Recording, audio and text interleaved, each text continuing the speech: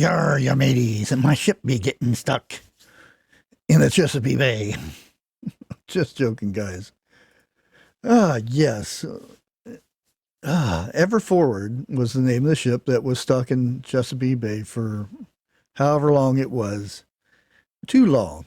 The thing of it was, I do believe it was in a hurry, even though there's no official ruling on everybody's hush hush about this of why it got stuck.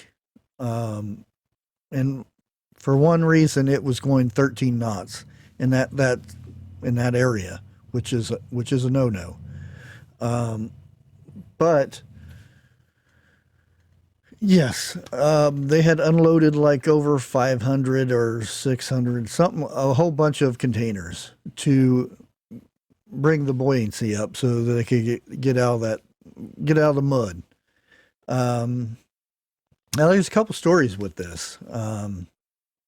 One of them being, let me see if I can bring this up here. Oh, mouse, where are you at? Yeah, here we go. Okay, as you can see, Everforward deemed seaworthy. Owners questioned the $100 million for demand. Yes. Yep. For being in the mud and everything, they're saying it could mess with the oysters and everything in the bay, the alga culture. I'll get that out. The sea life and all that stuff. So they want $100 million for this. And yeah, right here we go. An investigation by the U.S. Coast Guard into ship's grounding is expected to take several months to complete, which is beyond me why it would take that long. You would figure it would have been done by the time the ship got unstuck. The ship under poilage or pile, whatever that word is, was doing 13 knots, far faster than recommended when it careened out of a shipping channel last month. And this is a Taiwanese liner. So, yes, but the state of Maryland has asked Evergreen to establish a so-called responsibility fund to pay for the costs related to the month-long grounding. In a letter sent earlier this month to Benjamin, whatever, I'm not good with those types of names, president of Evergreen Shipping Agency, Corporation Maryland Controller, blah, blah, blah, asked the company to set up a $100 million fund to cover environmental related costs as well as an economic cost in particular for seafood industry and whatnot.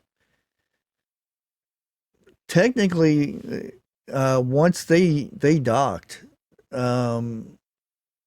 if they felt that this company wasn't up for the money and whatnot, they could have very well locked that ship down to where they couldn't leave. But that's what you have right there, $100 million for that little incident, and that doesn't count what it costs to do the digging and the time lost and those people who are not getting their stuff on time, the tugboats, the endless the barges, and all that stuff. Yeah. But let's get back to here. Yeah. Well, actually, let's go back. Let me go ahead. We're gonna go ahead and show this.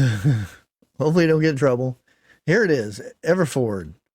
Now they went into the Baltimore area, the port there, and they, instead of unloading, they loaded the ship up with their the containers that they had previously unloaded. And you could see images of the stuff. I wish I would have got it ahead of time. With this website, you could zoom in and see the tugboats sitting right there, and evidently they're not saying there's any damage. So they have a schedule and everything to go ahead and continue their voyage. But there's something strange, and they're due to go to China, which is kind of odd.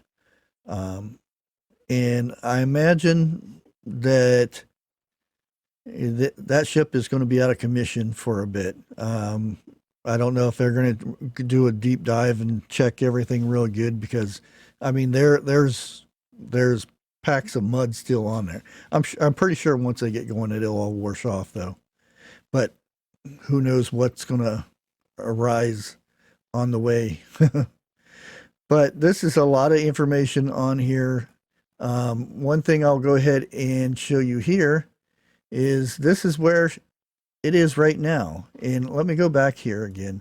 As you can see, yes, you can see this right here where I just highlighted. The status is it's at anchor. Yep. It is setting right here. It left the dock and moved through here. And they have all the speeds and everything, what it went through.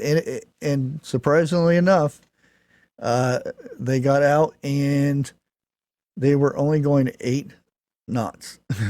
not what they came in at.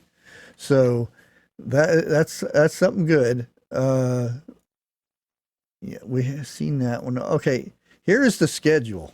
Now, this is when they were due to leave. This was April 22nd.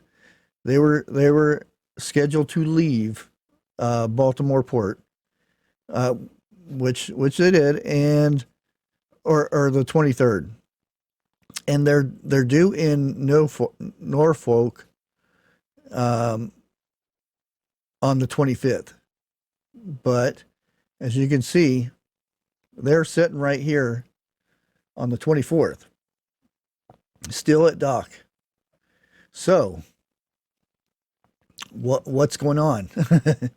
I've been doing some digging and stuff, and I have not found any information on why they're docked at the moment. So who knows? We can zoom right way up in here.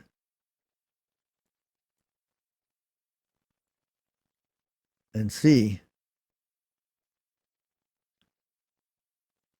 And it looks like we got, okay, there it is. That's 2 minutes ago. But what is going on here? I mean, if you zoom right in there, it's you can see this is the direction they was headed. Yeah, I don't know, guys. It's and here, like I said, here's their schedule right here. April 25th, Norfolk. They depart on the 26th, which they are unloading stuff that should have been unloaded months ago or a month ago. And then then they have to be in whatever the Zeman or Emin or something like that. I can't pronounce them words. But yeah, you can see all the schedule right here. That's we have, after that we have New York and container terminal on May 4th, and they depart the 5th. And they, like I said, they got a full schedule until they get to Yantian. I believe that's in China, is what they said. And I do believe that they will be parking there instead of reloading and coming back. But there you have it, guys. Yeah. Again, If this is something interesting to you guys, go ahead and keep up to date on this and keep following them around and see if what's going on. Why are they docked when they should be on the way to their next port, hopefully safely. But until next time, like always, God bless.